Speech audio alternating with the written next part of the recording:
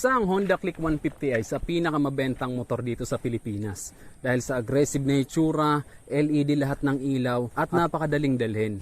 Kaya naman sa video to, pag-uusapan natin ngayon kung sulit pa rin bang bilhin itong Honda Click 150i ngayong 2022.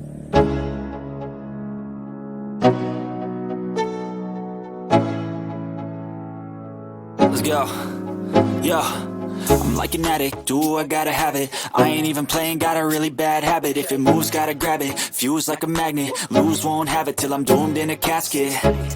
I ain't playing, got a weird mind. If you work 8 hours, I'ma work 9. If the shit tastes sour, you should taste mine. I'ma stay in power for a long time. Get up, nah, I ain't a quitter. Toss me the ball, I'm a really big hitter. Big picture, I'm a straight killer. Rising the song to the highest.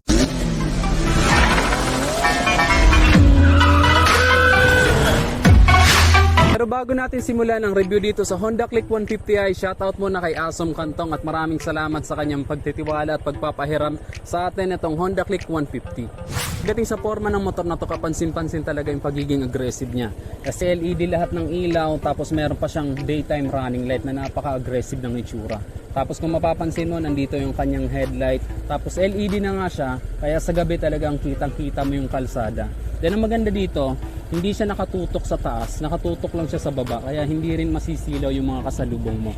Yan nga, napaka-aggressive niya, tapos sharp yung kanyang design, meron siya mga edges. Tapos ang ganda ng kulay niya kasi matte red siya, ito yung na-absorb niya yung kulay, hindi siya kagaya ng glossy. Actually, combination naman to ng matte color tapos glossy, kasi ito matte red tapos dito glossy black, then dito meron ding glossy. Nga lang wala pa itong hazard lights. Tingnan naman sa kanyang taillight, napaka-aggressive din ng kanyang taillight. Kasi yung kanyang taillight, naka-LED na din. Kaya kitang-kita ka talaga kahit umaga man o kahit gabi. Ganun din yung kanyang mga signal lights. Sa kanyang mga signal lights, saka LED na din yan. Kaya ganda talaga kasi kitang-kita ka talaga. Tapos dito sa ilalim, meron pa siyang ilaw para dagdag visibility din sa plaka mo. Tapos meron pa siyang reflectorized dito. Napaka-aggressive ng kanyang signal lights, kaya isa din to sa nagugustuhan ng mga tao kaya binibili din to kasi aggressive yung kanyang forma. Yung design ng kanyang signal lights pang big bike siya. Yun nga lang, yung ganito, medyo prone nga lang to sa mga sagi-sagi kasi nakalabas siya so pwede siyang maputol kung sakali may mga naglalaro na bata. So pwede mong gawin dito, tatakpan mo na lang para safe yung motor mo. Tapos napaka-convenient din dito sa Honda Click 150 kasi nakakiles na siya. Hindi mo na siya kailangan susigan pa kasi pipindutin mo lang yan, then okay na. Switch mo lang dito, hawakan mo lang yung brake niya, click mo lang yung push start, tapos okay na. Start mo na yung motor mo. So napakadali lang niyang gamitin. Hindi siya kagaya ng iba na sususian mo pa. Dag safety na din yung para sa mga magnanakaw. Hindi nila maaagaw yung susi sa'yo. Isa pa sa pinakamagandang safety features nito, meron itong anti-theft alarm. So halimbawa siya yung magnanakaw at ginalaw niya yung motor natin, tutunog yan. So hanggat hindi natin ito pinipindot, hindi yan titigil. Pinindot mo yan, titigil na yan. So magandang features din to para safe ang motor natin, lalo na kung nasa lugar tayo na hindi tayo familiar. Then isa pa sa magandang safety features nito, hanggat nakababa itong side stand niya, hindi aandar yung makina niya. Kaya magandang safety features din to para sa mga makakalimutan kasi delikado din na nakababa yung side stand mo habang umaandar. Isa pa sa maganda sa motor na to, naka fully digital display na siya, kaya mas user friendly siya. Then kitang-kita mo lahat ng mga indicator na kailangan mo. Tapos meron pa siyang orasan. So laking tulong din yan kung may hinahabol kang oras kasi mamomonitor mo, meron siyang orasan dito. Then dito yung kanyang speedometer, yung kanyang fuel indicator, then odometer. Nakalagay din dito ang kanyang fuel consumption. So 50 km per liter. Then ang kanyang voltmeter. So meron pa siyang 12.5. So mamomonitor mo naman siya. Pagdating sa kanyang busina, sakto lang din. Hindi siya sobrang lakas, hindi siya sobrang hina. So testing natin yung kanyang busina.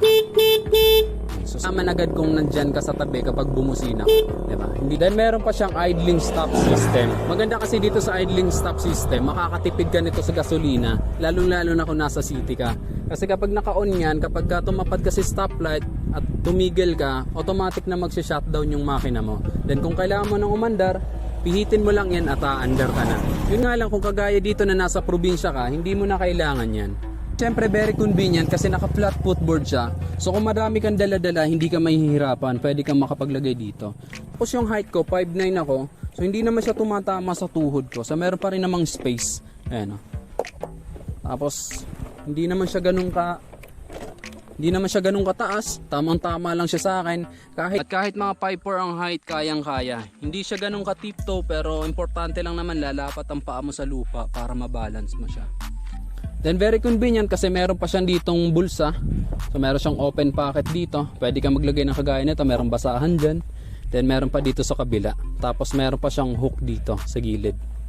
Kung i-double stand mo naman, kahit mga babae, hindi mahihirapan sa motor na to kasi magaan lang siya. Timbang kasi nito 113 kilos lang. So sakto lang siya, hindi siya ganun kabigat, hindi rin siya ganun kagaan. Tingnan naman sa kanyang underseat storage. Very convenient kasi pipindutin mo lang siya dyan. Tapos ang kanyang underseat storage ay 18 liters. So pwede ka na rin makapaglagay dito ng full face helmet. Pero full face helmet lang ang malalagay mo dito. Hindi kasi yung mga malalaking size na full face. Pero ang half face, siguradong kasya dyan. Then yung mga importanteng gamit mo, pwede mong ilagay dyan. Then dito naman ang kanyang fuel tank. Ito, ang magpapagas ka, buksan mo lang yan. Then ayan, pwede ka na magpagas. 5.5 liters siya. Fuel consumption naman ito, 52 km per liter ang kanyang average fuel consumption. Pero depende pa rin yan sa riding style mo. Kung barubal ka mag-drive, baka nasa 45 km per liter lang. Tingnan naman sa gulong nito, naka-tubeless na siya. Kaya very convenient din kasi kung sakaling matusok ka ng pako, hindi siya agad sisingaw. Tapos ang size ng kanyang gulong, 90 by 80 by 14. Then napaka-sporty ng kanyang mugs, di ba?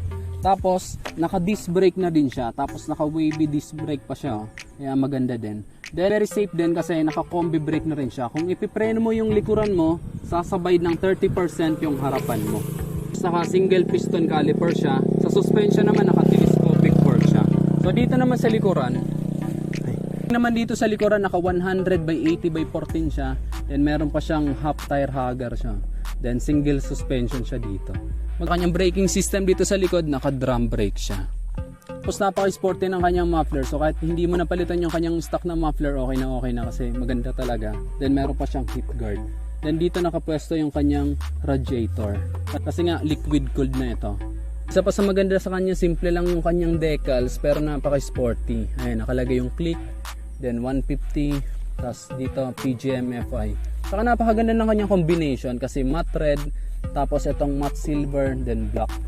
Anyway, dito nga pala nakapwesto yung kanyang battery. Safe naman siya kasi maraming mga naka Honda Click na dumadaan sa baha, hindi naman nasisira. Then dito matte silver ulit siya dito. Tapos matte black. Okay din na matte black na to para kapag tutukod-tukod mo yung paa mo dyan, hindi mahirap linisin. Tapos dito sa gilid, ayan, meron siyang decals na Honda. Napaka-sporty ng kanyang design, di ba? Sa gilid, meron siyang kanto na pag ganun. Then dito, 150. Pagdating naman sa makina nito, ito ay 150cc, 4-stroke single overhead cam, liquid cooled at naka-ESP siya. At ang maximum power nito ay 13 horsepower at 8,500 RPM with a peak torque of 12.8 Nm at 5,000 RPM. Hindi talaga nakakapagtaka na madami ang bumibili sa motor na to kasi nasa kanya na lahat eh. Sporty looks, napakadaling i-drive, napakagaan at napakaganda ng performance. So para sa akin sobrang sulit pa talaga ng motor na to ngayong 2022. Pwedeng pang araw-araw, pang forma at kahit pang hanap buhay. So yun lang guys, dito natatapusin ang ating video patungkol dito sa Honda Click 150i. Sana nagustuhan ninyo at kung nagustuhan mo, just hit like. Kung bago ka lang sa aking YouTube channel, huwag kalimutan mag-subscribe. Click mo na rin ang notification bell para sa mga susunod kong video ay updated ka palagi. Yun lang guys, hanggang sa muli. Ako si Rosgo TV. Ride safe always and God. Si Justin, tapos si Jervin. Sila yung nag-video sa akin kanina habang umaandar tayo na napakalupit ng shot, di ba? Yun lang guys, ride safe always.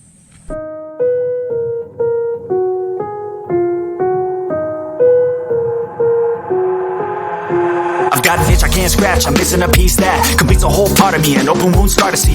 Everybody come here, gather round, welcome to the freak show, the best in town. What the hell's wrong with me? I don't get along with anybody, honestly. I've been living in my own head constantly, thoughts jumbled around, think I need a new lobotomy. Wait, all these thoughts are too negative, I don't wanna get lost in the sedative. Gotta show them what I got, I'm competitive. You know I'm about to go off, I won't let them win, I'll take a stab, I